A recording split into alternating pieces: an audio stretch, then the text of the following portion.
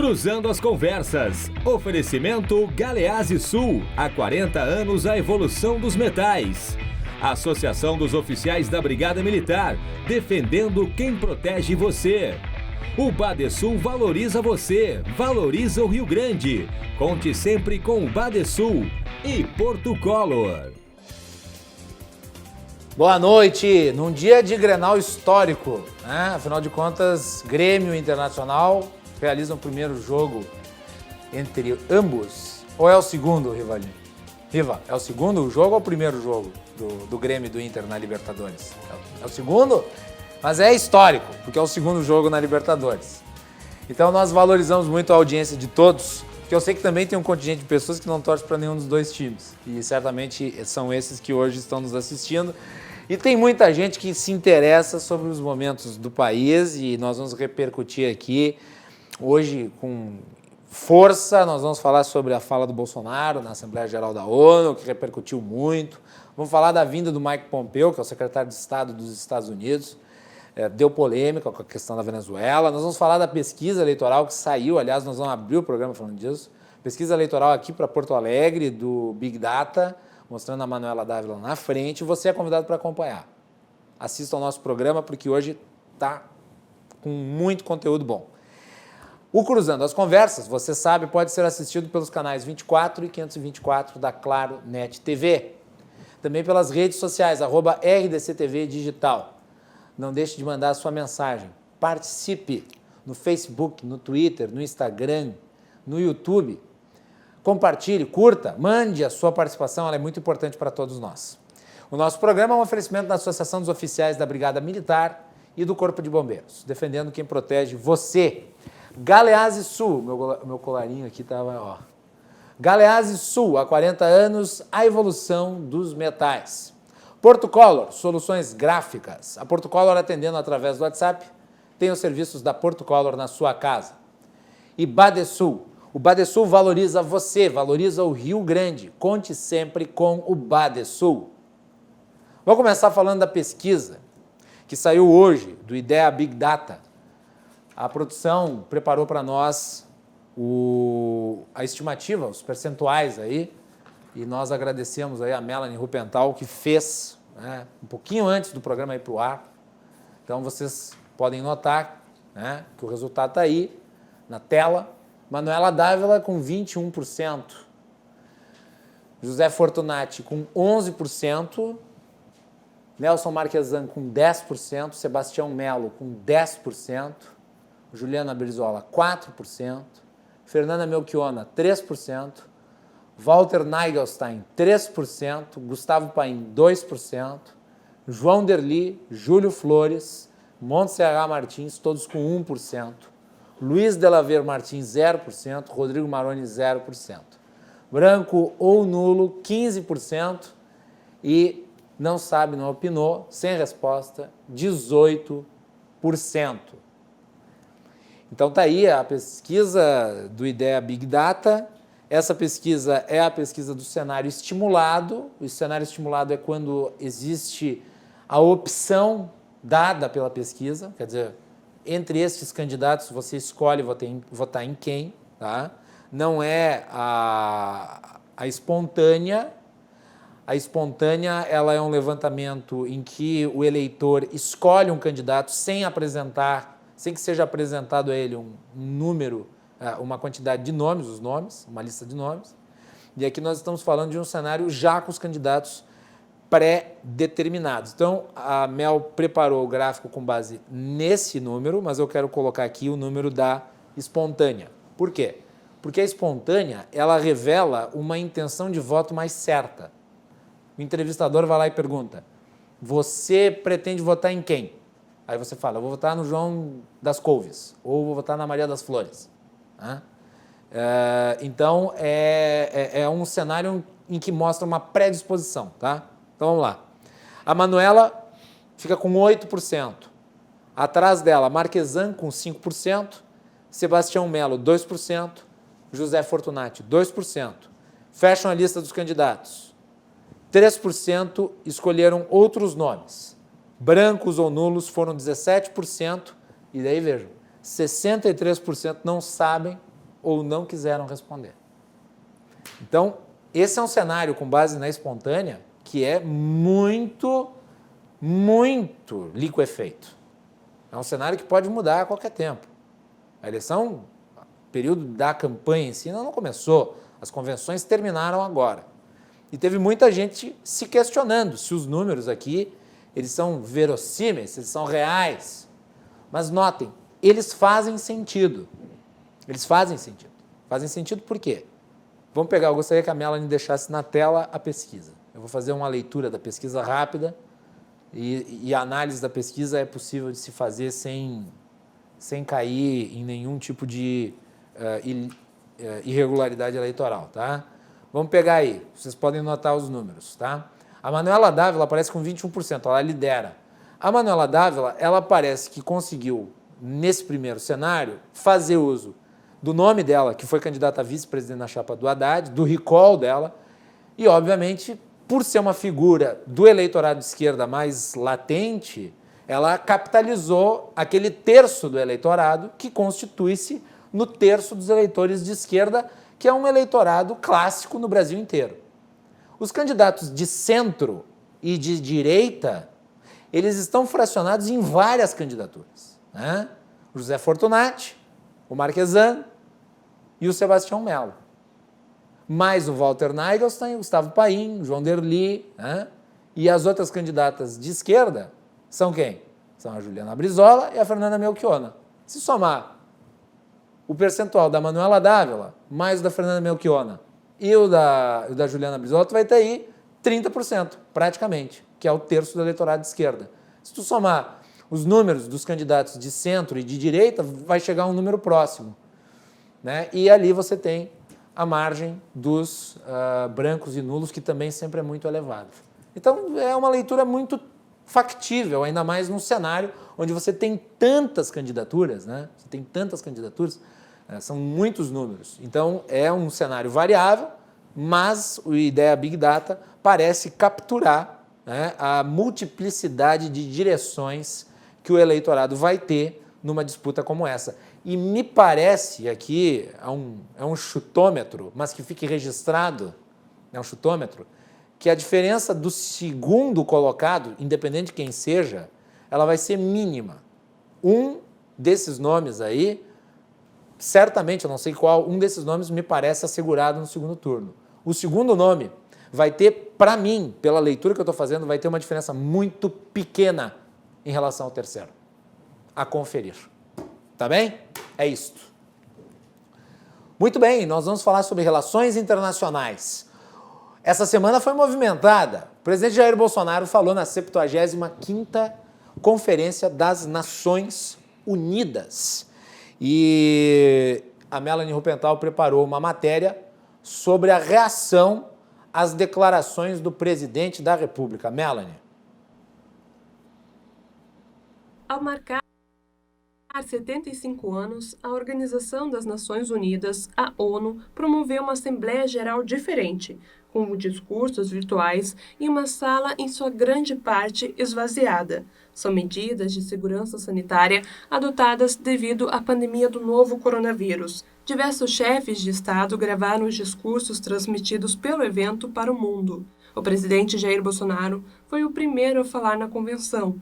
Em uma manifestação de aproximadamente 15 minutos, Bolsonaro falou sobre as medidas adotadas pelo Brasil na crise, respondeu às críticas internacionais na condução de políticas ambientais e culpabilizou a imprensa por gerar pânico e politizar o vírus.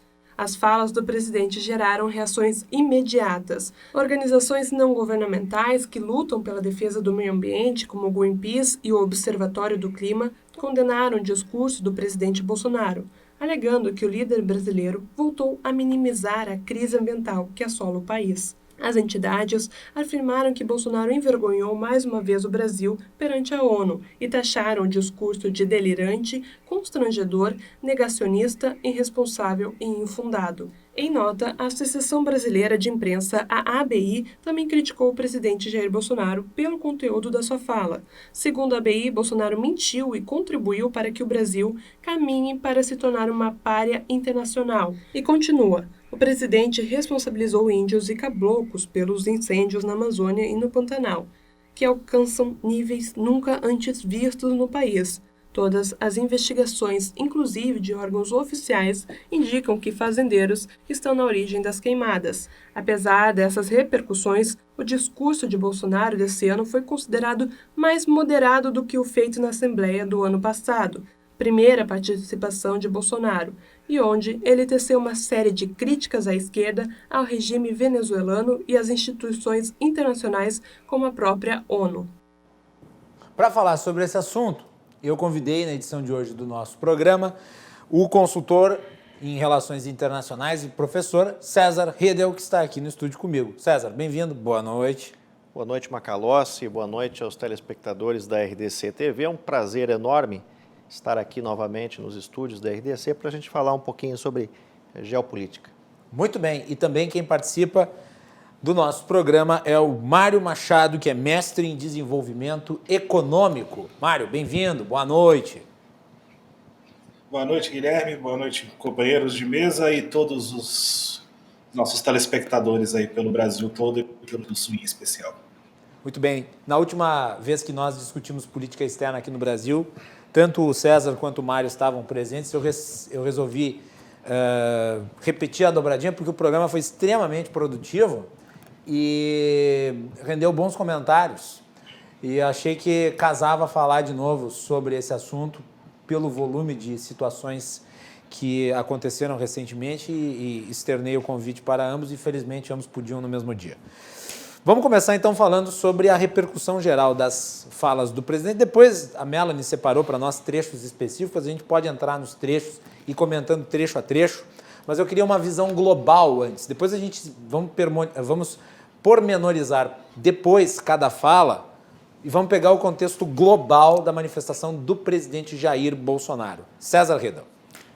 Bom, Macalossi, eu acredito que antes de entrarmos nesses excertos do discurso, cumpre salientar e contextualizar para o telespectador da RDC que a Assembleia Geral da ONU ela é um organismo vinculado ao sistema das Nações Unidas e dentro desses organismos, talvez, aquele que tem um ensejo mais político, né? Até porque os outros órgãos vinculados à ONU, Corte Internacional de Justiça, o Conselho de Segurança, talvez o Conselho de Segurança tenha um contorno político, né? Mas o Conselho Econômico Social tem talvez um apelo mais técnico. Então, a Assembleia Geral da ONU é um espaço político de manifestação de líderes internacionais, né? Isso ocorre com uma determinada frequência, por tradição o Brasil faz a abertura dessa Assembleia Geral das Nações Unidas, né?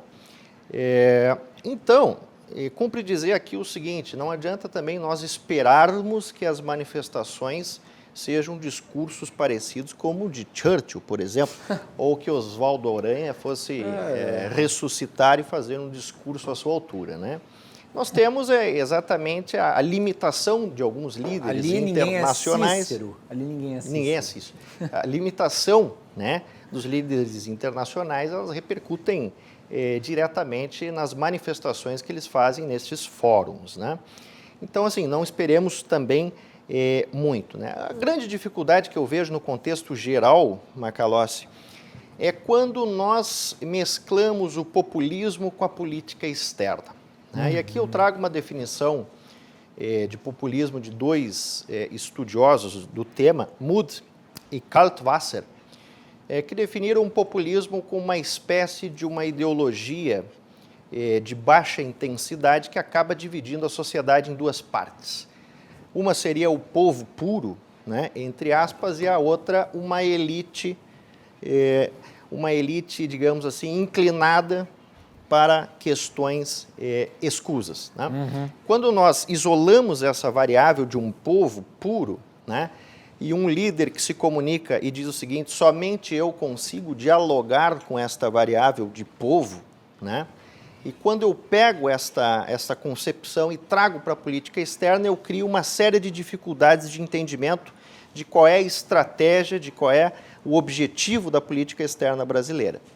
porque nós não sabemos se realmente a política externa espelha as volições populares, né, o vox populi, né, ou se ela espelha apenas uma estratégia eleitoral de alguma liderança política. Então nós ficamos justamente neste dilema e isso gera uma confusão ao mesclarmos o populismo com política externa. O encerramento do discurso deixou isso, né, muito claro, né? Então, cumpre dizer que a gente ainda não tem uma concepção, um norte, né, uma clareza, né, sobre o que deseja a política externa brasileira, né? E depois aqui eu separei também uma série de, digamos assim, de eixos que eu gostaria de...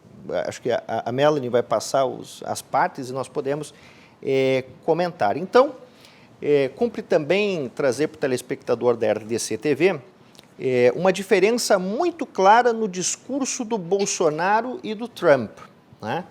Trump ele fez uma crítica direta às Nações Unidas, como é de se esperar dentro desse contexto do globalismo, né? De crítica, e a China, né? Duras e severas observações em relação à China. O Bolsonaro, por seu turno, inclusive fez a defesa dos dispositivos das Nações Unidas, quais sejam, né?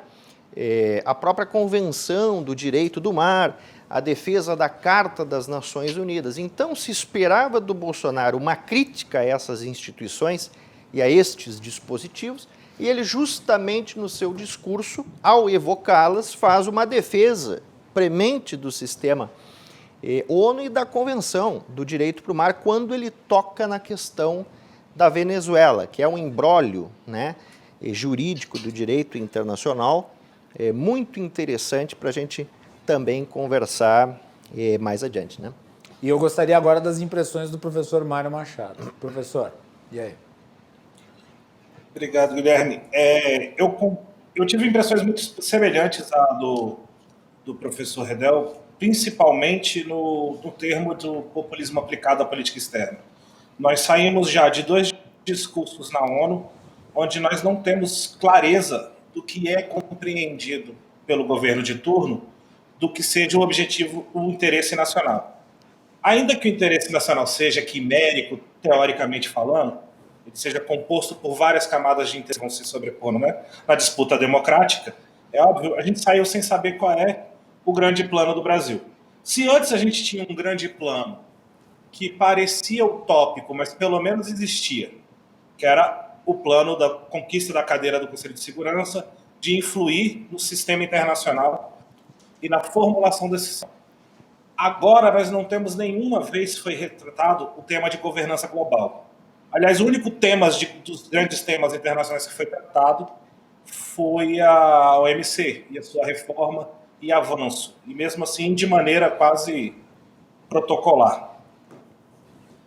Todo mundo tem falado que o discurso pareceu ser voltado internamente. É tradição que esses discursos nem sempre sejam tão voltados ao sistema internacional assim.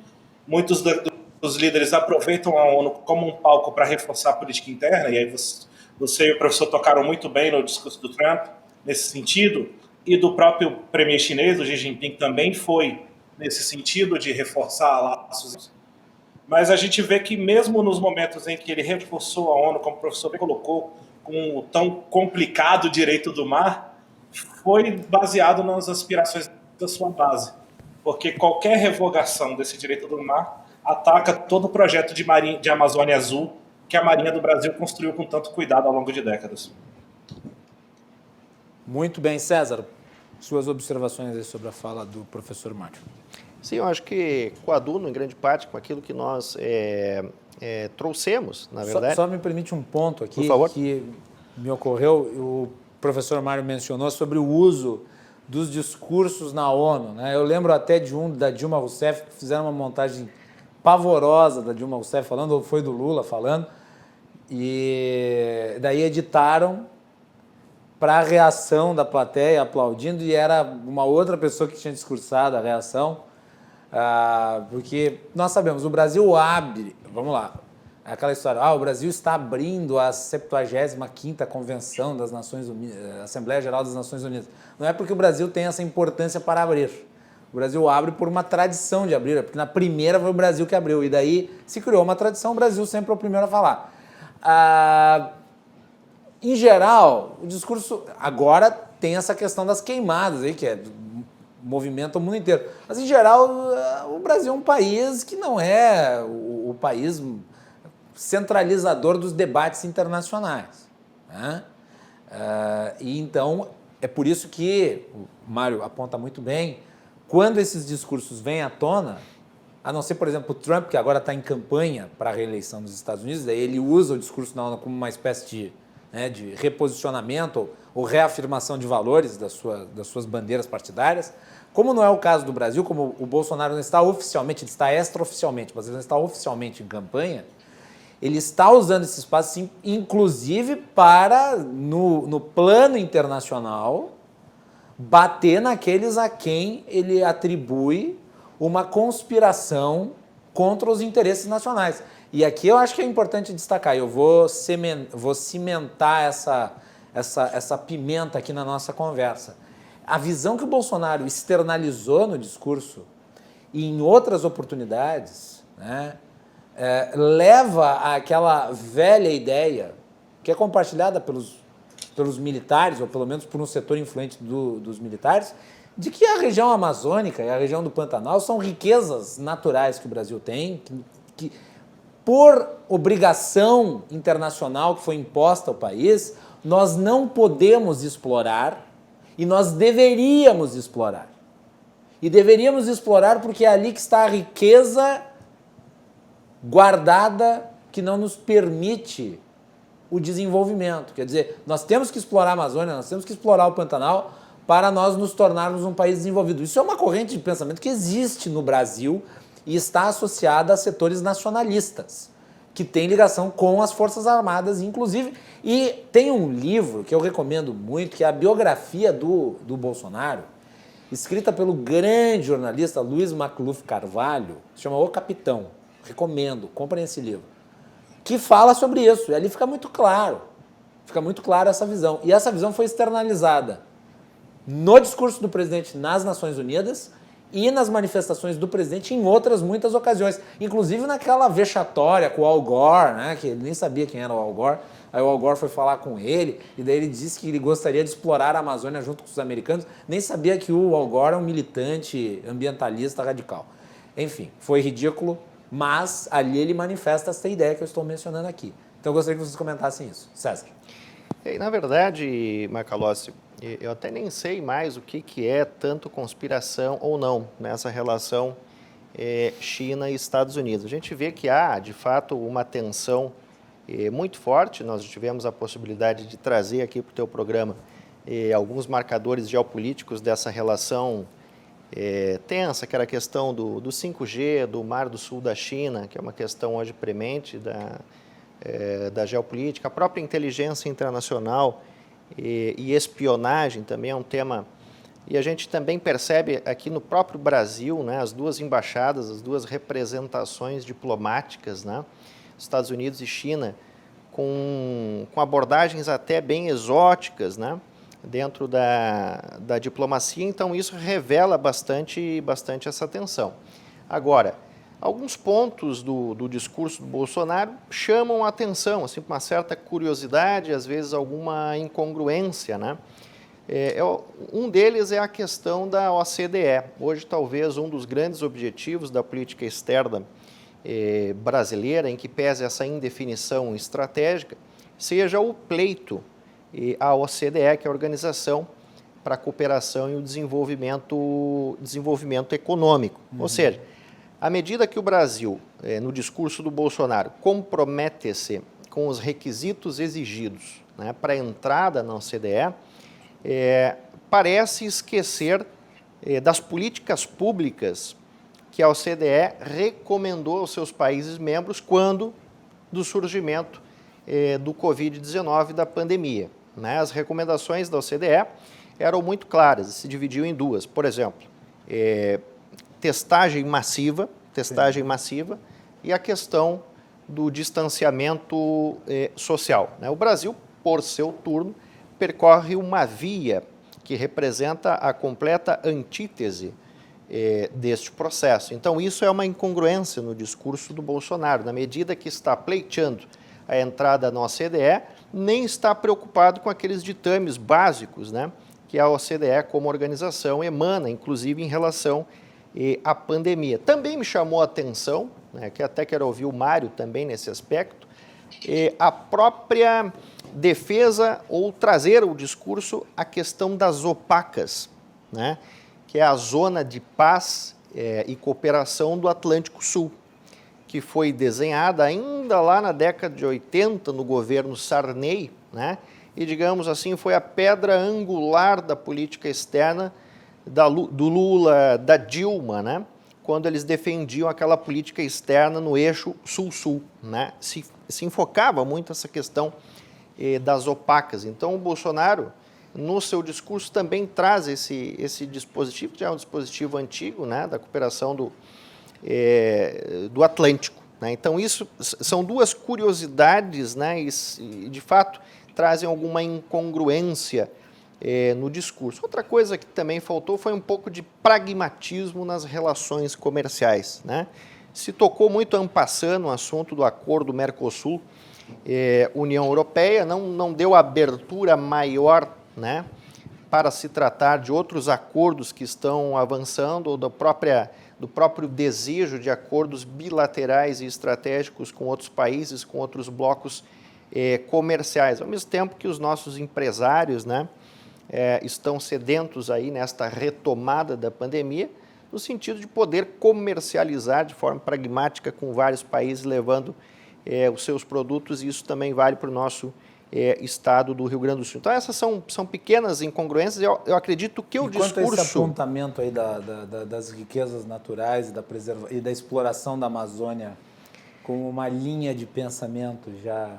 Olha, Macalossi, eu trato essa questão de uma forma um pouco mais realista, né? Eu acho que, em grande medida, essa discussão sobre a Amazônia, né, a discussão sobre a relativização da soberania da Amazônia, as críticas em relação às queimadas, né, eu acho que, em grande medida, elas até podem carregar ali um desejo, uma volição de preocupação com o meio ambiente. Mas, no plano de fundo, a gente sabe, e eu acho que nesse ponto o Bolsonaro até acertou no seu discurso, ao dizer que o Brasil hoje, no contexto da segurança alimentar global, é um parceiro importante para suprir alimentos, né? Isso é verdade. Ele levou dados importantes sobre isso. O problema é que ele botou esses dados no meio de uma conversa populista que é mistificadora, mas claro, os dados são verdadeiros. Claro, mas veja, eu acho que essa questão do meio ambiente, né, que é uma questão delicada. Eu não sei até que ponto isto realmente procede,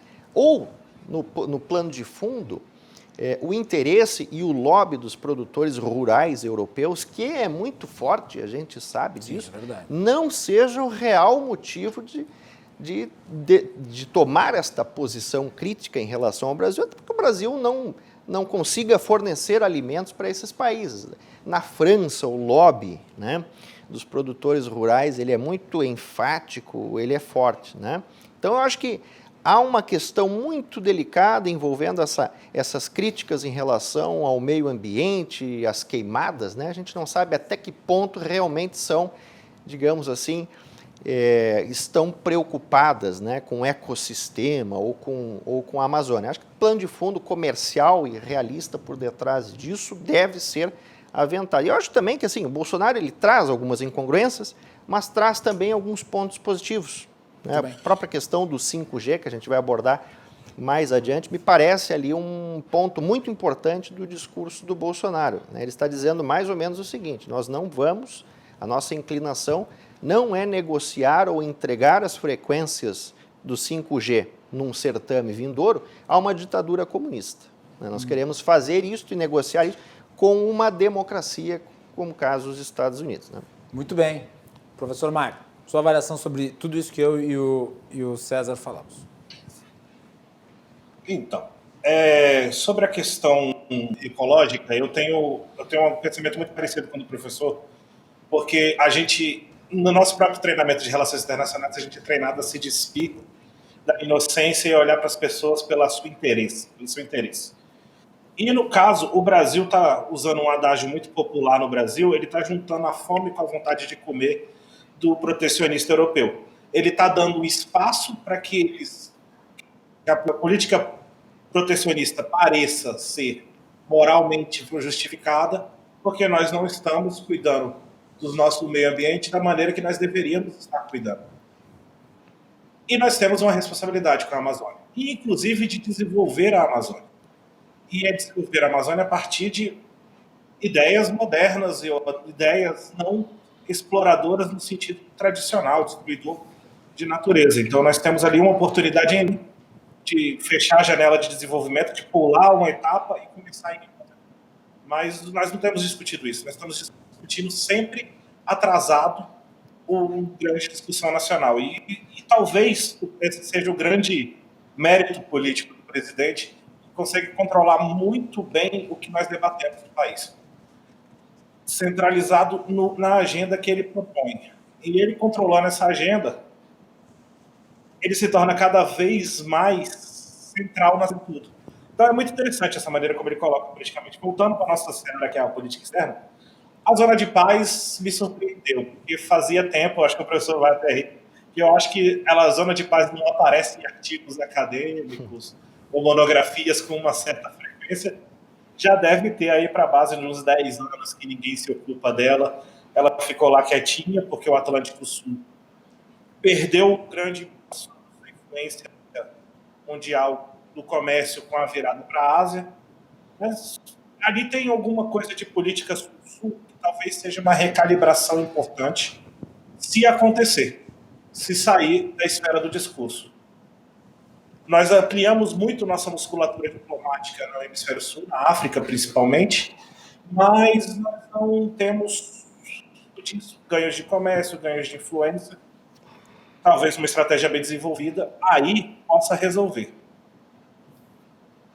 Sobre as temáticas de liberalismo, de liberação comercial brasileira, que o presidente falou que o Brasil agora é um país não protecionista, não é isso que a gente vê olhando o sistema de tributação. Para zerar o imposto é um sacrifício em alguma coisa, imposto de entrada.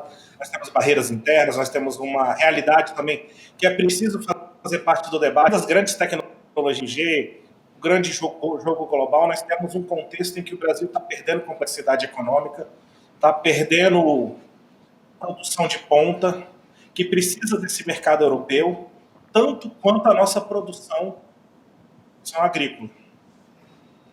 Então, nós temos que pensar em abrir barreiras, e talvez abrir barreiras seja cuidar das florestas, se não por amor, por interesse também. Aliás, eu acho que é importante destacar um ponto, né, professor Mário, que é o seguinte: acabou aquele papo de que a produção rural ela é a antítese da preservação ambiental. E o marco disso foi esse engenhoso Código Florestal que nós temos no Brasil. O Código Florestal brasileiro, que foi construído com o apoio dos agricultores e debatido pela sociedade, ele demonstra cabalmente que é possível você preservar grandes áreas de mata natural, grandes áreas ambientais, e nas áreas reservadas à produção ter altíssima produção. O Brasil hoje tem uma altíssima produção agrícola. Eu diria que o melhor setor do nosso capitalismo é o setor rural, tanto é que mesmo agora na crise, com todos os demais setores com déficit, com contas no vermelho, o setor agrícola, ele aumentou a sua produção, ele deu lucro, e ele hoje é o grande, desde muito tempo mas ele hoje é o grande farol da economia brasileira. E os produtores rurais sabem disso. Vai falar, por exemplo, para o Blairo Mag, que é talvez o maior produtor de trigo do Brasil, se ele é contra ou a favor do código. Ele é obviamente a favor do código. Porque o código ele permite a produção, ele não criminaliza o produtor rural e, ao mesmo tempo, ele preserva o meio ambiente. O código ele é uma construção legislativa que é um exemplo para o mundo.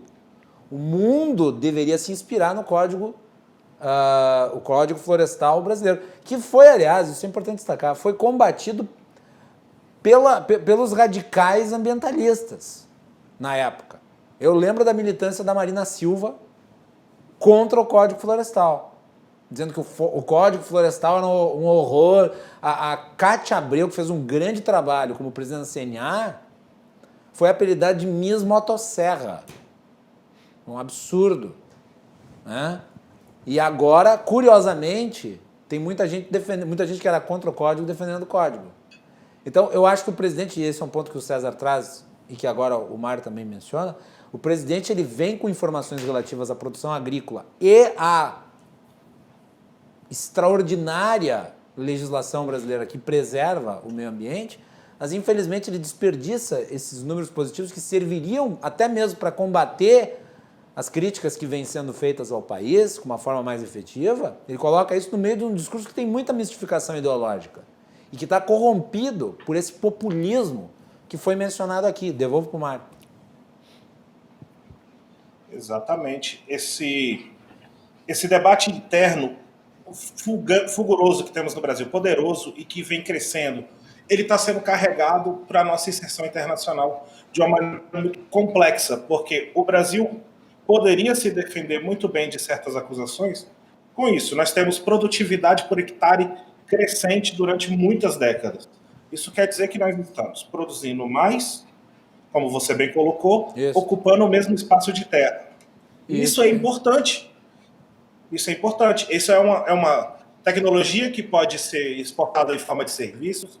Isso é integração ao mercado internacional. O setor agrícola é integrado a cadeias produtivas, cadeias de valor. Ele recebe pesquisa científica nacional e estrangeira.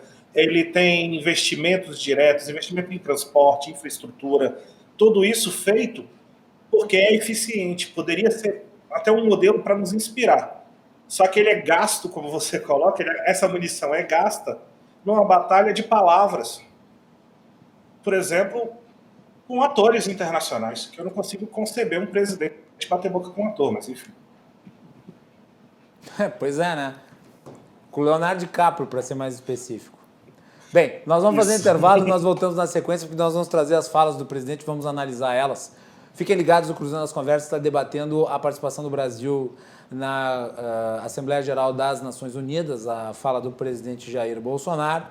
Depois nós também vamos dar um toque aí na vinda do Mike Pompeo aqui para a América Latina, veio na fronteira do Brasil, falou coisas ali que geraram repercussão aqui dentro, inclusive um atrito entre o Legislativo e o Executivo. Fiquem conosco, já retornamos.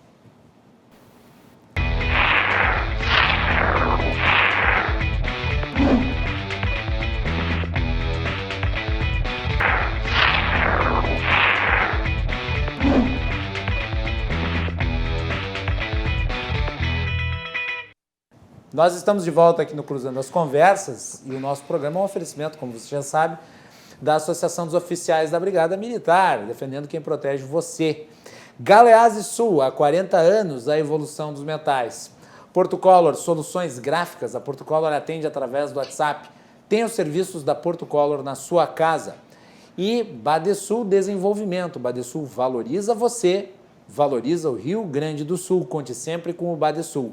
Você pode nos assistir pelos canais 24 e 524 da NET, pelas redes sociais. Siga, curta, compartilhe. E também tem um podcast. Procure o Cruzando as Conversas no Spotify, no Google Podcast e nos demais agregadores de podcast. Também pelo site rdctv.com.br. Clique na aba Podcasts, acesse o Cruzando as Conversas. Nós estamos no programa de hoje com César Redel, que é consultor em relações internacionais e professor, e também Mário Machado, que é mestre em desenvolvimento econômico. E nós estávamos falando sobre o discurso de Jair Bolsonaro na Assembleia Geral das Nações Unidas. Vamos colocar aqui trechos da fala do Bolsonaro. Eu vou colocar aqui é o número 2, porque nós mencionamos isso. Bolsonaro minimiza queimadas no Pantanal. Vai lá, Melanie. Somos vítimas de uma das mais brutais campanhas de desinformação sobre a Amazônia e o Pantanal. A Amazônia brasileira é sabidamente riquíssima. Isso explica o apoio de instituições internacionais a essa campanha escorada em interesses escusos que se unem a associações brasileiras. aproveitadoras e impatrióticas, com o objetivo de prejudicar o governo e o próprio Brasil. Somos líderes em conservação de florestas tropicais. Temos a matriz energética mais limpa e diversificada do mundo. Tá aí então, Bolsonaro falando sobre o Pantanal. Vamos colocar também o item 4, porque o Bolsonaro ali falou uma frase muito polêmica relativa às queimadas, que seriam prática dos caboclos e dos índios. Vamos lá, Melanie, item 4. Esta é úmida e não permite a propagação do fogo em seu interior. Os incêndios acontecem praticamente nos mesmos lugares, no entorno leste da floresta, onde o caboclo e o índio queimam seus roçados em busca de sua sobrevivência, em áreas já desmatadas. Começa com essa da floresta é úmida, né? O Pantanal é uma das regiões mais úmidas do mundo e está pegando fogo. E, claro, ele foi acusado de racismo, né, por se referir aos índios e aos caboclos como eventuais responsáveis aí por parte das queimadas. A avaliação de vocês sobre estas partes aí do presidente Jair Bolsonaro. Começa esse bloco com o Mário. Mário. Pois é, Guilherme. Realmente são dados importantes da matriz energética brasileira. De novo, ele procurou usar dados reais em alguns momentos, em outros nem tanto. Mas o Pantanal está pegando fogo e a gente não pode negar. E não é só o pequeno produtor rural, seja lá de qual classificação étnica a gente queira dar para ele, que causou esse incêndio. Esses incêndios ocorrem sistematicamente há muito tempo. Todos os anos nós sofremos com isso. Quem já morou em Brasília teve esse prazer e essa alegria de passar essa época do ano toda na base do rinossoro, sofrendo com os ventos das queimadas que chegam até a capital. E mesmo assim, falta política pública para evitar esse tipo de coisa. Se nós falamos que a pujança do nosso comércio de bens agrícolas está na tecnologia, também é na tecnologia, no manejo de territórios, na extensão rural, a solução para isso. Não numa conspiração ou num exagero da mídia internacional derrubar o governo brasileiro. Essa era até uma oportunidade de chamar parceiros à mesa. Vocês querem que a gente reduza essa poluição? Vocês acham isso horrível? Nós também achamos. Então vamos facilitar os meios. Vamos dar linhas de financiamento para a gente importar mais tecnologia, vamos equipamentos de pesquisa. A gente tem que usar as coisas para interesse nacional. Se não servir ao interesse nacional, não tem precisão de ser comentado. Eu tenho essa visão, é um pouco estreita, talvez. Eu talvez não tenha a vivência do político que precisa de votos na hora de pensar no que da política externa. Mas a política externa sem eficiência não tem razão. Muito bem. Tu compartilhas dessa visão, César? Olha, Macalossi, em termos de meio ambiente, eu diria assim que eu sou um neófito, porque eu não sou um estudioso do meio ambiente, né? Eu apenas entendo, como estudioso de relações internacionais, que é possível isolar essa variável de meio ambiente e buscar a relação dela com a geopolítica e com as relações internacionais, né?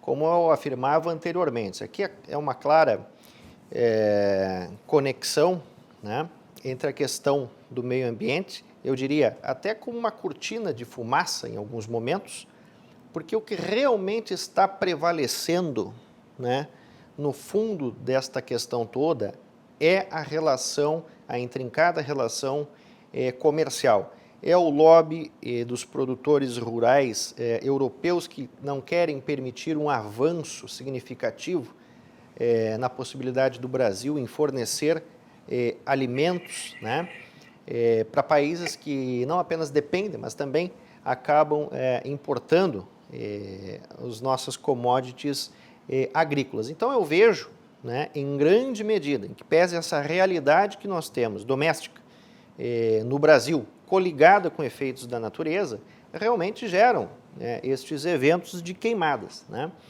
Mas a reação geopolítica em relação a isso é uma crítica que está enveredada numa espécie de uma cortina de fumaça que serve para atender, ali como o próprio Bolsonaro diz, né, interesses escusos ou não confessados. Então eu faço o isolamento dessa variável, né, do meio ambiente com essa contextualização, e aqui eu acho também que nós temos que exaltar a própria legislação brasileira É uma área enorme, né? O Brasil tem uma dimensão continental, é evidente que é difícil controlar também esses eventos. Como o Mário disse, talvez seja importante aprimorar e aprofundar políticas públicas que possam dar vencimento a essas questões, né? Mas o mais grave, né, em termos geopolíticos, é quando alguns países europeus relativizam a soberania brasileira sobre a Amazônia. Isso, em termos diplomáticos, é muito mais grave, muito mais grave. Muito bem, vamos colocar aqui um trecho que também gerou debate, foi a relação que o Bolsonaro fez com a cristofobia. Melanie, coloca para nós aí. Na América Latina, continuamos trabalhando pela preservação e promoção da ordem democrática como base de sustentação indispensável para o progresso econômico que desejamos. A liberdade é o bem maior da humanidade. Faço um apelo a toda a comunidade internacional pela liberdade religiosa e pelo combate à cristofobia. César, o que é cristofobia? Olha, eu acho que o grande ponto que o Bolsonaro traz nessa questão, né, e aí eu acho que nós deveríamos suscitar a possibilidade de cotejamento dos últimos que nós tivemos na Assembleia Geral das Nações Unidas. Me parece, né, en passant, ao conhecer alguns discursos lá proferidos, que esta questão da liberdade religiosa e principalmente desta perseguição aos cristãos é uma inovação no discurso trazido na Assembleia. É difícil dizer se nós já tivemos alguma inserção ou algum discurso que trouxesse essa questão, que é muito importante, a perseguição aos cristãos em vários países do mundo, né? Principalmente no Oriente Médio. No Oriente Médio, né? Na extrema Ásia também, né? Sim, nos ritos orientais. Então, essa perseguição existe e é um fato. Por exemplo, o maior genocídio da modernidade é o de Darfur. E a perseguição do governo muçulmano aos cristãos ali vivendo. Na Síria, o conflito entre o governo e os rebeldes avançaram em cima, porque o governo ele era um governo militar, que no Oriente Médio se divide entre os governos militares não teológicos e os governos teológicos islâmicos. É basicamente isso, a exceção de Israel, que é uma democracia, o resto é isso. E a Síria era um governo ditatorial não teológico. Os rebeldes muçulmanos avançaram e mataram muitos cristãos no processo. Então, é esse o ponto. Mas eu considero o seguinte, Macalossi, em resumo, eu acho que essa questão ela é muito importante para ser trazida num foro como a Assembleia Geral, né, onde ali há países que têm uma certa relação meio nada amistosa, né, com os cristãos. Então, eu acho que esse foi o recado que o Bolsonaro tentou trazer. Eu acho que sim, tem uma série de elementos positivos no discurso do Bolsonaro. Eu não vejo aqui um discurso de terra arrasada, como uma peça meramente ideológica. Claro, existem alguns contornos ali ideológicos mais dificultosos, né? Essas incongruências que nós podemos observar no discurso, essa dificuldade da política externa em ter um objetivo concreto, muito claro. Mas eu acho que esta questão que foi apresentada aos telespectadores da RDC, ela é legítima e muito importante nos tempos de hoje. Eu concordo, acho que esse foi um dos pontos bons da fala do Bolsonaro, até porque o Brasil tem o papel de ser o país mais católico do mundo, né? E se for somar aí os cristãos em geral, né? Daí tu entra dentro das igrejas neopentecostais. O neopentecostalismo, né? É realmente simbólico. Então eu gostaria que agora o Mário comentasse sobre isso. Mário. Concordo. A questão da cristofobia ela tem duas abordagens, na meu ver. A maioria dos comentários pensaram só no cenário interno, onde os cristãos são a maioria no Brasil. Sim. E basicamente inexistente a perseguição oficial e extraoficial dos cristãos. E a outra é a situação global, onde nós temos regiões do mundo onde você ser manifestadamente cristão é um ato de coragem enorme, porque você está correndo um risco enorme. Isso. E a perseguição religiosa afeta também outras pessoas. Nós podemos pensar numa série de conflitos na Ásia, envolvendo inclusive a China, e talvez seja o grande ponto de perseguição religiosa incessante contra minorias muçulmanas. Você tem isso em Mianmar também acontecendo. Você tem uma série de lugares onde a perseguição religiosa é um problema real e que é um ponto de agenda que a gente acha superado no mundo, mas que voltou e deve ser um ponto a ser debatido. Então, assim, internacionalmente, como problema do sistema internacional, talvez seja a grande propositura desse discurso tenha sido abordar esse problema. Não sei até que ponto se pensou na liberdade religiosa como um valor intrínseco e inerente ou somente na defesa da corrente que suscitou essa entrada, né? O cortejo aos eleitores evangélicos ficou muito claro nesse momento, mas disso pode sair algo muito interessante e muito bom, que é a defesa de um valor universal, de um direito humano que não pode ser negado. O direito a ter uma religião e o direito a não ter uma religião, são dois que tem essa faceta. E eu acho importante destacar o seguinte, porque no passado recente o Brasil ignorou a perseguição aos cristãos no mundo inteiro e, inclusive, isso é bom lembrar, eu tenho boa memória para isso, eu sou esquecido com objetos. Eu pego uma chave, eu deixo aqui em cima e esqueço ela. Agora, eu não sou esquecido com fatos eu lembro todos. Eu lembro na época em que o governo do PT votou contra o governo do Sudão, votou contra a reprimenda que a ONU ia estabelecer em relação ao governo do Sudão, pela perseguição de cristãos em Darfur, em virtude de acordos comerciais da Petrobras com o governo do Sudão.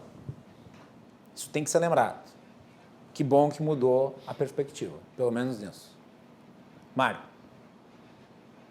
O curioso é que, mais adiante na fala, o Brasil saudou alianças, o compromisso de Israel na paz na região e saudou alguns dos governos que seriam, na definição mais ampla, mais cristofóbicos do mundo, onde é literalmente proibido ser cristão, ou é muito difícil viver sendo cristão. Então é bem interessante isso, porque é a outra faceta do problema que você colocou. Se numa hora se ignorava, agora se diz defensor, mas até que ponto?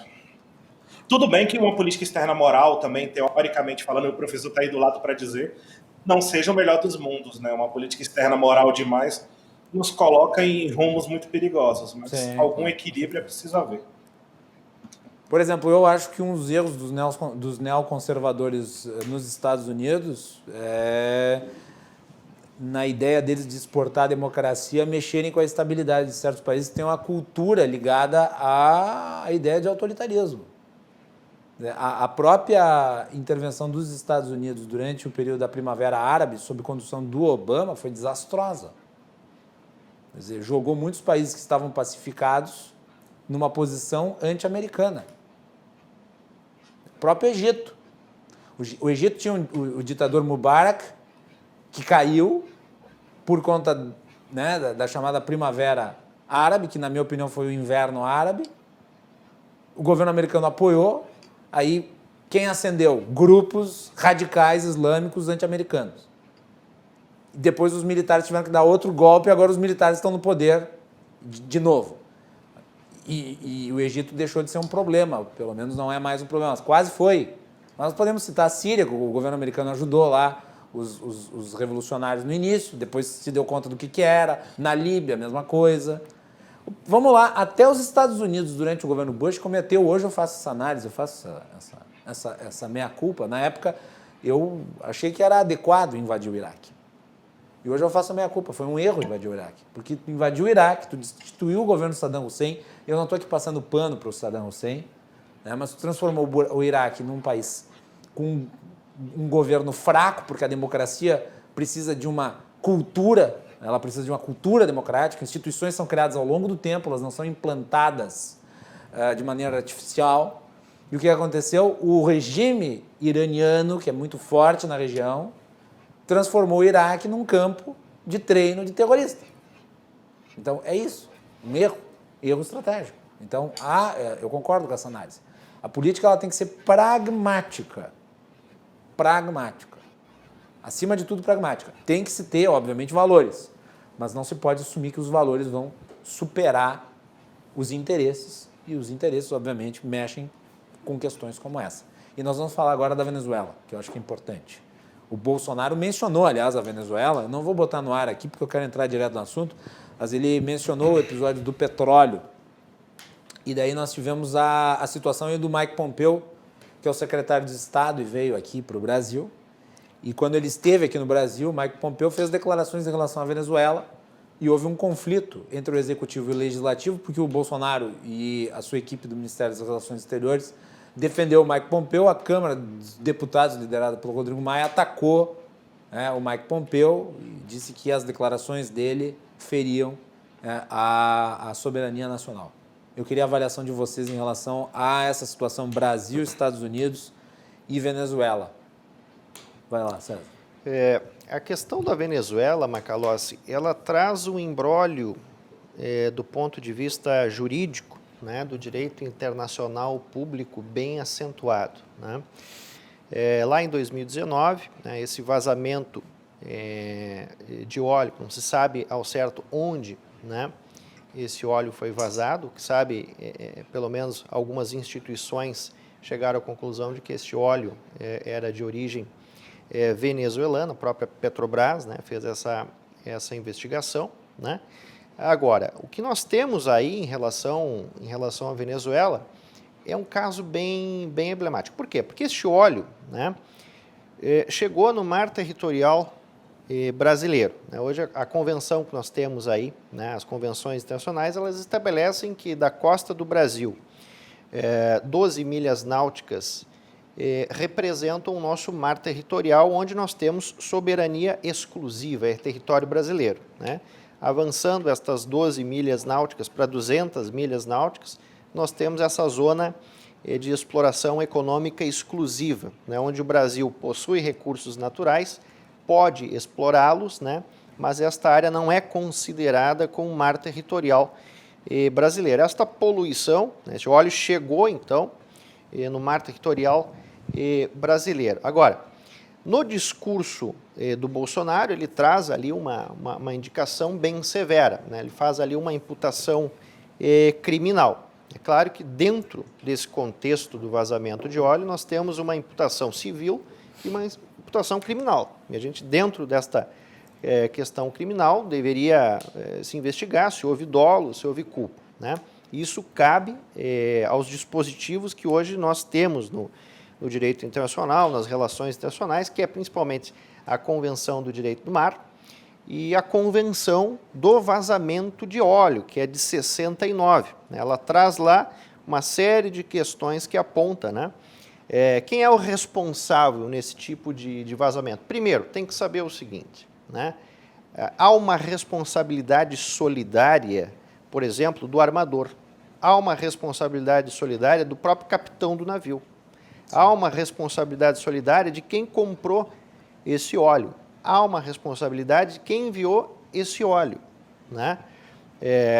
Deveria de saber também, esta embarcação, possivelmente que vazou esse óleo, que bandeira que ela estava carregando, né? Quem é que cedeu a bandeira de circulação marítima a esse navio, né? Então, é uma cadeia de responsabilidade muito complicada.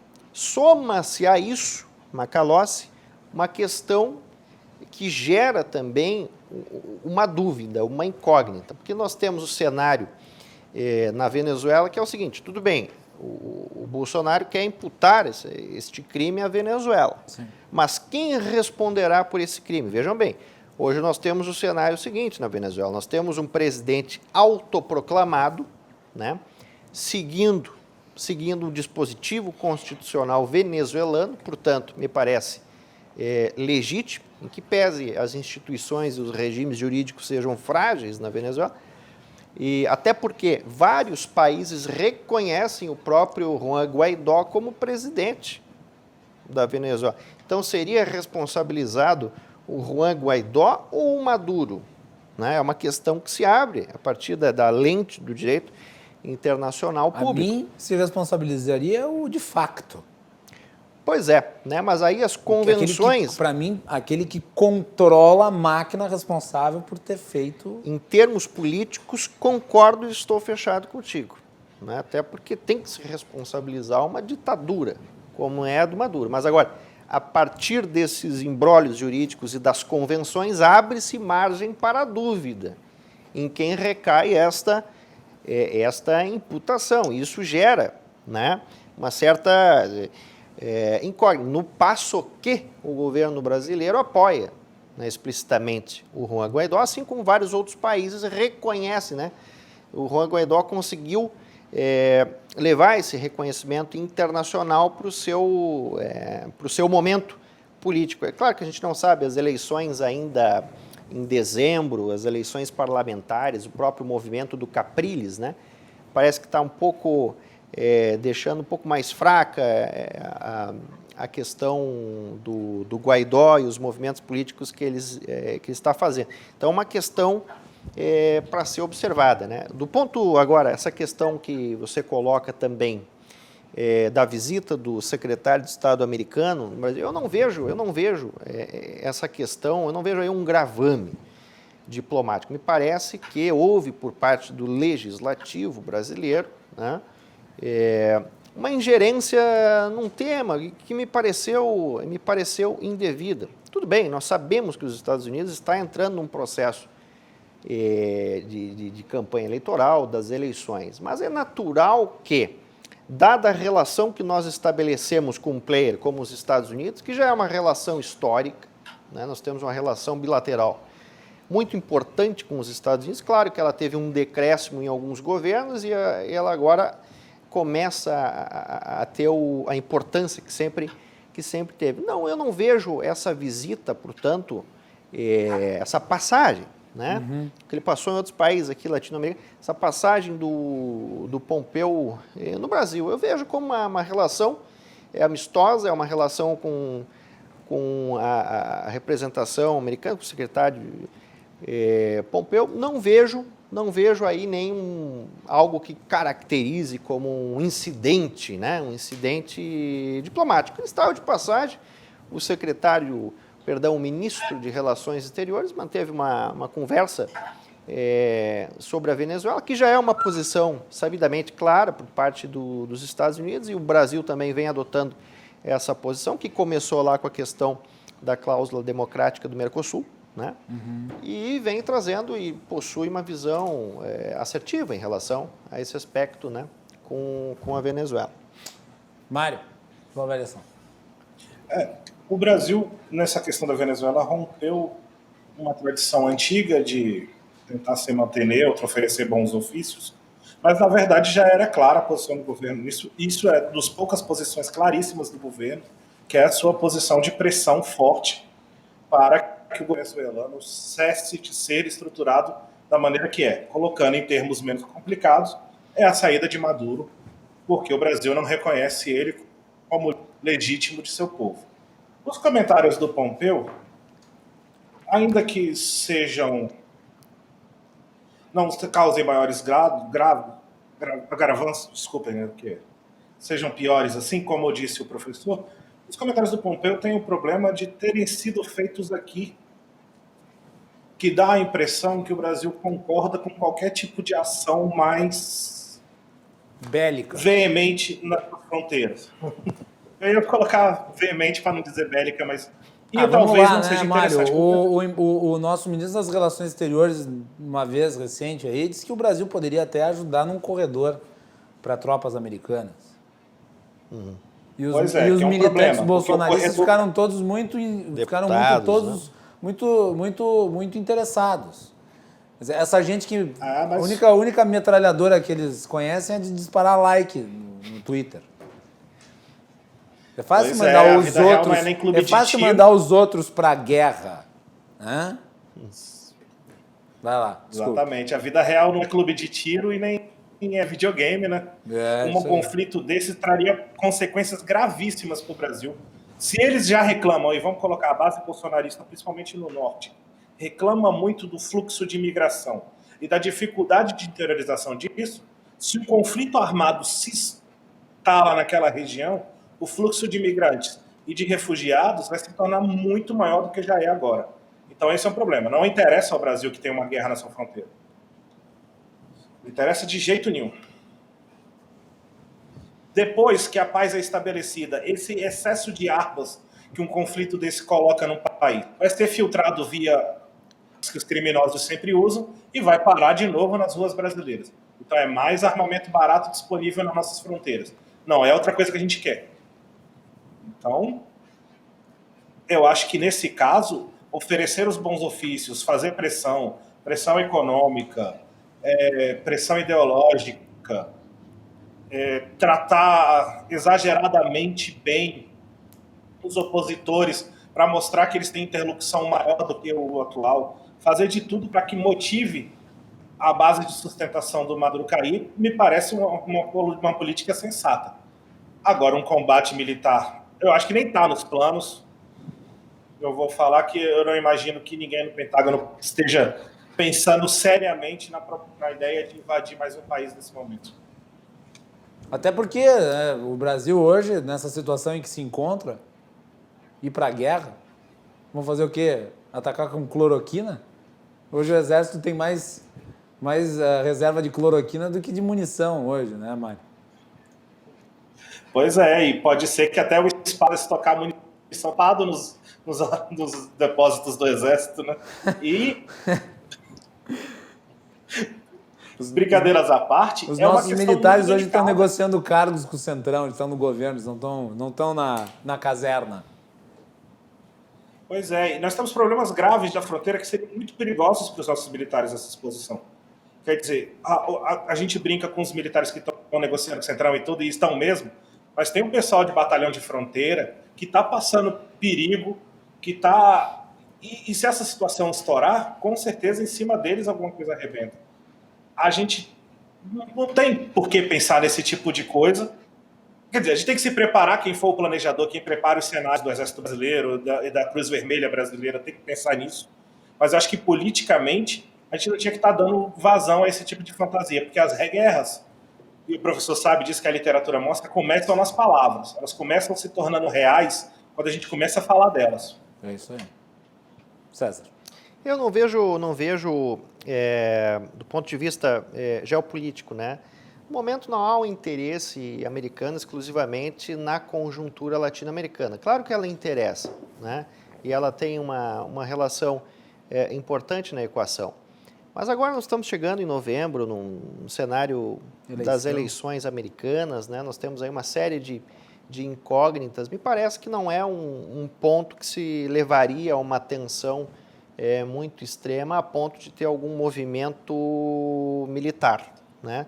Talvez o aspecto mais inesperado venha do próprio Maduro, né? Essa instabilidade e como que se dá a escalada de decisão por parte do ditador Maduro. Então, mais inesperado por parte da Venezuela do que dos Estados Unidos, que agora caminha para um cenário eleitoral. Não vejo assim como a América Latina seja um ponto nevrálgico, né, para a política estratégica dos Estados Unidos no momento. E me pareceu que o Mike Pompeo veio para fazer um discurso interno.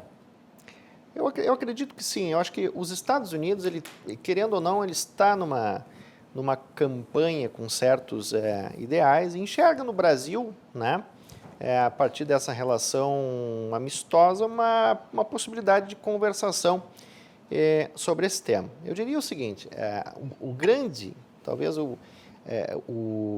a tensão principal, né, esteja muito longe da América Latina e esteja mais para a relação Estados Unidos e China. Eu diria até o seguinte, a percepção do Mike Pompeo, ela ultrapassa a questão da Venezuela e ela acaba observando também o próprio movimento da China em relação aos países latino-americanos. Eles se preocupam, né, com determinadas parcerias chinesas militares em alguns países da América Latina, né? Isso, inclusive, envolve a Venezuela. Isso está muito claro, né? Então, é uma estratégia americana conter esse avanço chinês, né, muito distante até do Mar do Sul da China, que talvez seja o epicentro ali. Mas conter este avanço nos próprios países e as relações com os países da América Latina. E a própria vacina do Covid-19 tem uma relação direta com isso, porque o interesse chinês, né, é, em grande medida, vender a vacina financiada para países da América Latina, para que esses países ainda fiquem mais dependentes da China, em contrapartida possam entregar algumas parcelas importantes, né, de terras, né, de empresas estratégicas. Então, há uma relação comercial por detrás disso, que ultrapassa a questão venezuelana em específico e busca a relação da China com os países aqui na América Latina, né? Mário, ponto final. Tua avaliação aí. Depois vamos para os encerramentos. A relação Estados Unidos e América Latina está baseada 100% na reação a avanço chinês. É claro isso, dá para ver claramente que mudou o foco. E quanto ao discurso do Bolsonaro, já é para dar o ponto final, finalzão, né?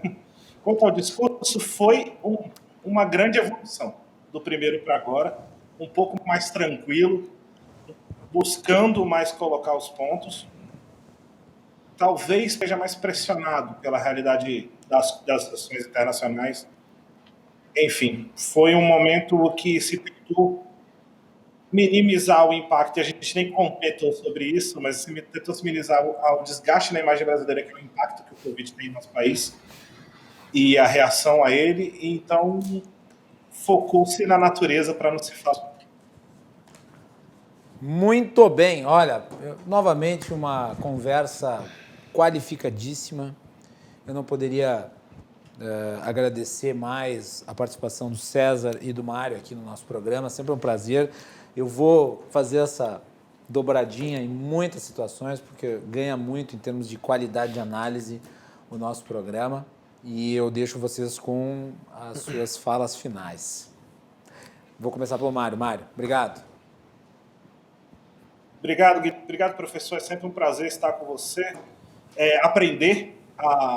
Relações internacionais é uma arte, é uma ciência muito complicada, e é sempre bom ouvir os especialistas e aprender e evoluir cada vez mais. Deixar aqui meu abraço. Obrigado pela oportunidade aí de externar alguns pontos que tenho observado aí sobre a política externa brasileira e seus desdobramentos. Tá aí, então, Mário Machado, mestre em desenvolvimento econômico. Um abraço, Mário. Muito obrigado. Muito bem. E também César Redel. César, obrigado. Agradeço, Macalossi, essa oportunidade de a gente poder trazer alguns temas geopolíticos, que às vezes são um pouco complexos, né, para os telespectadores da RDC. Agradeço também, mais uma vez, a dobradinha aí com o professor Mário, né? Acho que a gente tem afinidades em algumas questões aí da geopolítica, e acho que conseguimos fazer aí um debate produtivo e trazer para o telespectador uma informação qualificada. Eu te parabenizo mais uma vez pela condução do programa e dos temas que tu tens trazido para o Rio Grande do Sul, para o Brasil e para o mundo, porque agora a RDC é multiplataforma, é isso? Multiplataforma. Então está disponível aí para todos os rincões, né? Então te parabenizo e te parabenizo também pela tua entrevista na revista aí, que eu tive a oportunidade de ler rapidamente, está muito interessante. Está aqui a revista Em Evidência do meu querido Lúcio Vaz. Está aqui. Meu querido Lúcio Vaz é o editor da Em Evidência. A capa é com o Heinz, né? O Heinz está aqui na capa, mas tem um destaque aqui para mim. Entrevista. Guilherme Macalossi solta o verbo. Deixa eu ver se eu acho aqui. Deixa eu ver se eu acho aqui a minha foto. Está aqui, olha que bonita a foto do Macalossi. Do Macalossi, falando em terceira pessoa, que vergonha. Está aqui, então, uma foto. A entrevista segue por outras páginas e tal. Eu falo sobre política brasileira, sobre, né, a questão da coronavírus e tal. E dou umas estocadas, dou porrada mesmo, que eu acho que tem que ser... O jornalismo tem que ser crítico, né? E também tem um destaque aqui. Deixa eu ver se eu acho o destaque. Tem um destaque aqui para a nossa equipe, né? A nossa equipe de jornalismo. Não está completa a nossa equipe aqui, mas é uma parte da nossa equipe aqui, ó. O Armando Burdi está no meio ali, ó. Está bem no meio, mas... É o líder da...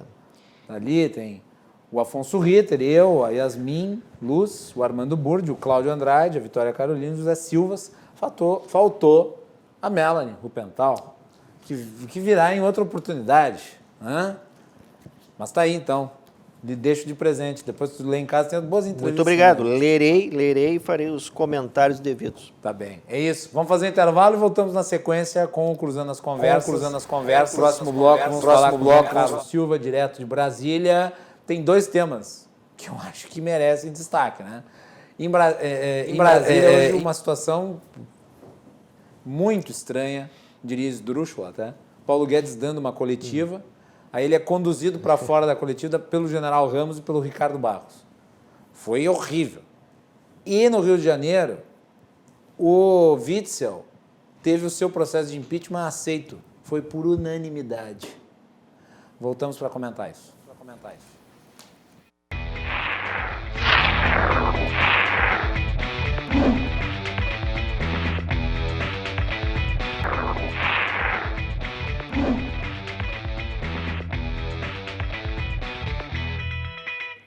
O Cruzando as Conversas está de volta para o último bloco, e no último bloco nós temos sempre a participação de João Carlos Silva, direto de Brasília, comentando os bastidores do poder. O nosso programa é um oferecimento da Associação dos Oficiais da Brigada Militar e do Corpo de Bombeiros, defendendo quem protege você. Galeazzi Sul, há 40 anos, a evolução dos metais. Porto Color, soluções gráficas. A Porto Color atende através do WhatsApp. Tem os serviços da Porto Color na sua casa. E Badesul. Quem valoriza o Rio Grande está ao lado dos gaúchos em todos os momentos, principalmente dos mais difíceis. Ajudando no desenvolvimento, o Badesul ajuda o nosso estado, com o propósito de contribuir para o crescimento do Rio Grande do Sul. E junto a você, luta para superar todos os desafios. É pensando nisso e no desenvolvimento que o Badesul oferece oportunidades de financiamento para produtores rurais, municípios e empresas dos mais diversos tamanhos e setores. A gente valoriza você, valoriza o nosso estado. Badesul, governo do Rio Grande do Sul, novas façanhas. João Carlos Silva, como é que tu tá? Tá melhor que o Witzel? O Witzel só perde de 0. Como é que pode? Uma humilhação, Tudo foi bem? 69-0, ele deveria renunciar, meu Deus. Sim. Boa noite a você, boa noite aos nossos telespectadores fiéis. O Rio de Janeiro, foi até engraçado, essa votação na Assembleia Legislativa, enquanto o Witzel fazia sua defesa, chorava, pulava, esperneava, os deputados estavam mexendo no WhatsApp, preocupados com o jogo com o Vasco, Botafogo, Corinthians e Ceará, e Sport, e por aí vai. O governador, o Ficavam jogando a Fazendinha animada no Facebook. Sim, queria governar sem apoio, sem a Assembleia Legislativa do lado. Colocou lá um amigo, que é um amigo de São Paulo, que se formou com ele e tal, para espionar os deputados. Ali é malandragem, você sabe como é que funciona. Os caras não são bobos. Malandragem ali impera. O que eles fizeram? Então, deram corda para o Witzel. Na hora que a corda começou a esticar, eles puxaram. Ele caiu. Eu acredito que o vice também não deve continuar muito tempo no cargo. Deverá ter problemas jurídicos que vão ocorrer com o seu afastamento. E, de novo, uma promessa que estava aí tentando levantar voo foi abatida no ar com um tiro. Somente um tiro derrubou a candidatura a vida política do Wilson Witzel, o juiz, magistrado, e infelizmente não deu conta do recado. Mas o Witzel criou essa situação, né, João, ao longo do seu mandato. Ele criou. Ele sedimentou tudo isso. O impeachment, o impeachment nunca é gratuito. O impeachment nunca é uma tentativa de golpe. O impeachment é relativo ao fim de qualquer diálogo entre o executivo e o legislativo, ou o fim de diálogo na maior parte dos casos. E corre seríssimo risco de ser preso. Seríssimo risco de ir para a cadeia. Mais um ex-governador do Rio de Janeiro preso. Quer dizer, eu acho agora o Rio de Janeiro com problemas no governo municipal e estadual. Essas eleições agora deste ano devem refletir muito no Carioca, que vem sofrendo já há alguns anos com essa usurpação dos recursos públicos, desse verdadeiro achaque à dignidade do Carioca, e votar em pessoas que realmente tenham compromissos com o correto e com o bem da cidade. O prefeito Marcelo Crivella deixa o Rio num estado complicado, não deve se reeleger, está muito mal nas pesquisas, chance zero. E não tem como voltar, depois de ter sido tirado pelo judiciário. Eu não gostei, achei que foi inadequado, achei que foi ilegal, inclusive, o que fizeram, tá? Mas não tem, aquilo teve um efeito político, que potencializou o que se viu hoje. Mas hoje, o processo hoje é muito mais legítimo do que aquela decisão monocrática que foi remover o governador por uma decisão cautelar. Quer dizer, uma coisa maluca. Sim, correto. E agora os olhos, a partir de amanhã, os olhos já não estão mais voltados ao governador Witzel, e sim ao vice-governador do Rio de Janeiro, que está no mandato, e com certeza sofrerá agora o ataque da justiça, porque ele sofreu uma operação, foi citado, está enrolado, quer dizer, mil e um problemas no Rio de Janeiro. João, e o Paulo Guedes? Chegasse a ver ele sendo conduzido para fora da entrevista coletiva pelo general Ramos? Pois é, eu vi a cena, eu achei patética. Foi horrível, porque, né? Tipo assim, o cara está falando demais. E outra coisa, E as reações ao fundo, porque estava lá o Ramos e o Ricardo Barros. Quando o Guedes começa a falar sobre tributo e sobre CPMF e tal, o Ramos que está aqui, ele começa a erguer a sobrancelha assim e tal, o Ricardo Barros começa a cochichar qualquer coisa, e dá para fazer a leitura labial, hein? A leitura labial, aliás, está circulando por aí.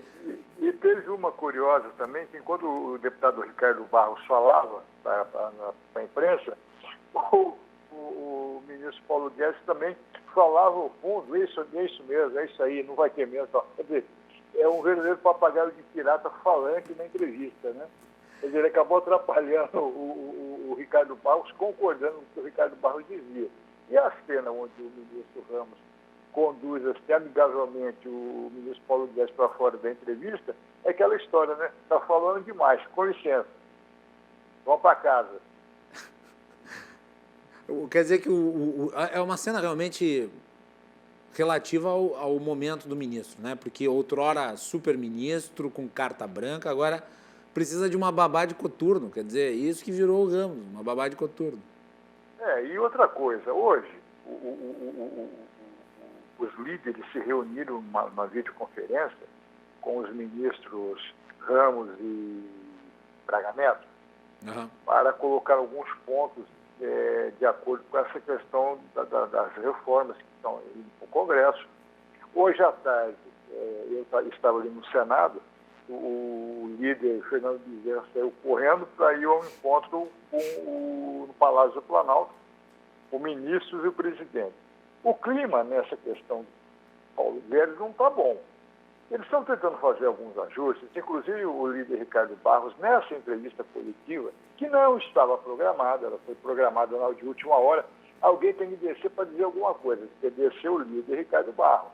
E ali poderia ser o seguinte, uma entrevista só do ministro Ramos, não tinha problema nenhum, ele que deveria falar, não. Deixaram o Paulo Guedes, mas aí o Ricardo Barros tomou conta da cena, para tentar justificar, a mostrar que o Legislativo estava apoiando o governo nas questões ali que o Paulo Guedes apregoava. Só que, nesse mesmo momento, enquanto a coletiva corria, o presidente da Câmara, Rodrigo Maia, que está se restabelecendo da Covid, já tinha mantido contato com alguns líderes, dizendo a sua posição, contrária a que o Paulo Guedes disse na entrevista coletiva de hoje. O Guedes foi desmoralizado duplamente, primeiro pela condução para fora e segundo pelo que falou. Duplamente. Por quê? Quando teve a reunião dos líderes hoje no Palácio do Planalto, os líderes, lógico, foram contar para o presidente da casa, Rodrigo Maia, como é que foi a conversa. Eles não vão deixar o Rodrigo Maia sem saber dos acontecimentos.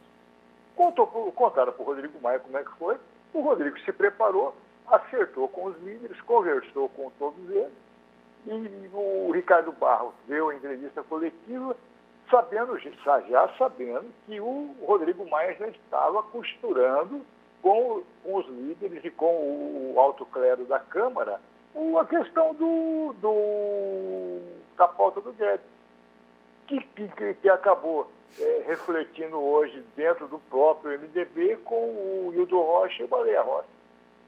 Quer dizer, o nosso ministro Paulo Guedes já está fora do contexto. Ele parece ter virado um estorvo. Oi? Ele parece ter virado um estorvo. Pois está incomodando. Na verdade é o seguinte, já está incomodando o governo, porque toda vez que você incomoda o governo, ou alguém incomoda o governo, não é que está incomodando o governo, está incomodando o legislativo. E o legislativo está cobrando. A gente percebe que senadores e deputados federais cobram insistentemente posições com relação à economia do ministro Paulo Guedes, que reflete diretamente nos estados e no governo. E dou um exemplo disso. O presidente da Frente Parlamentar Brasil-China BRI e presidente da Comissão de Agricultura, Pecuária e Abastecimento da Câmara dos Deputados, Estado Próximo Final de São Paulo, do PT, cobra insistentemente uma política econômica, uma pauta econômica do país correta, que não atinja os produtores, que preserve o bem-estar do cidadão, da sociedade, que os preços sejam regulados, sejam preços compatíveis com o que o brasileiro possa adquirir, não uma política econômica que está completamente desvirtuada, atingindo principalmente as bases eleitorais dos parlamentares. Isso é muito ruim, porque base eleitoral é voto. E o ministro Paulo Guedes, já sentindo que está desprestigiado no governo, tenta, de qualquer modo, emplacar um plano diferenciado. Só que o plano que o Paulo Guedes quer é a tal da CPMF. Ele quer insistir num projeto, num plano diferente, que seja igual à CPMF mudando de nome. A Câmara, o Legislativo não vai aceitar. E essa insistência está causando uma certa saia justa com os líderes. E toda vez que os líderes vão no Palácio do Planalto, que eu acompanho isso, os líderes vão lá conversar com os ministros, com o presidente, a mesma conversa que o Paulo Guedes quer implementar. E eles vão dizer ao presidente, estão dizendo ao presidente e aos ministros do Palácio que o Legislativo não vai aceitar. O Legislativo, todo mundo sabe que caminha nas mãos do Rodrigo Maia. Quer o governo quer queira, quer não. Ou eles montam uma pauta diferente, uma discussão econômica que atinja positivamente a reforma tributária, a reforma administrativa, não é essa que eles mandaram para lá, pegou todo mundo de surpresa, senão o Legislativo de novo vai cruzar os braços e o governo terá dificuldade para aprovar os seus projetos no plenário da Câmara. Muito bem. João Carlos Silva volta amanhã. Hoje, assuntos deliciosos de se comentar, né, João? Momentos extraordinários. Eu não sei para quem que foi o pior dia. Se foi para o Paulo Guedes, se foi para o Wilson Witzel, ou se foram para os Colorados, que o Grêmio ganhou de 1-0. Não sei. Acho que foi até para o Witzel. E um detalhe interessante aí, postado na mídia, que nós esquecemos de comentar, a pesquisa de São Paulo dando uma desaprovação enorme ao governador João Dória. Vamos comentar amanhã, então. Os dois candidatos a presidente da República que iam enfrentar Jair Bolsonaro, olha a situação, o Witzel cassado, o Dória com essa desaprovação enorme, uma reprovação na sua gestão. Quer dizer... Amanhã falamos mais. Falamos. Boa noite a você, boa noite aos telespectadores, bom descanso. João, meu querido, uma boa noite para ti, um grande abraço. Você amanhã também, falamos. Bom. Aliás, nós continuamos nos falando, né? Que eu e o João vamos fazendo a interlocução dos assuntos ao longo do dia. João Carlos Silva, os bastidores do poder, e nós vamos ficando por aqui, agradecendo a todos pela audiência. Amanhã nós vamos falar sobre a crise no turismo. Nós vamos ter a participação do secretário de Desenvolvimento Econômico do Rio Grande do Sul, Rodrigo Lorenzoni. Fiquem ligados, baita programa amanhã. Já desejo aqui a todos o meu boa noite e o meu abraço ao Rivelino, que estava aqui todo entusiasmado com o Inter, não sei o que e tal, 1-0 pro Grêmio, 600 minutos que o Inter não ganha um jogo, 15 grenais consecutivos sem perder o Grêmio, né? Como é que é aquela história? Tá em crise, chama o Inter. Boa noite.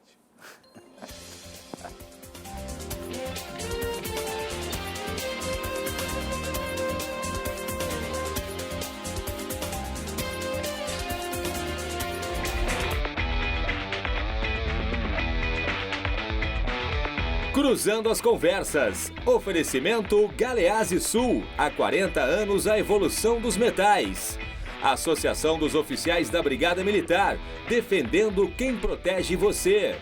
O Badesul valoriza você. Valoriza o Rio Grande. Conte sempre com o Badesul. E Porto Color.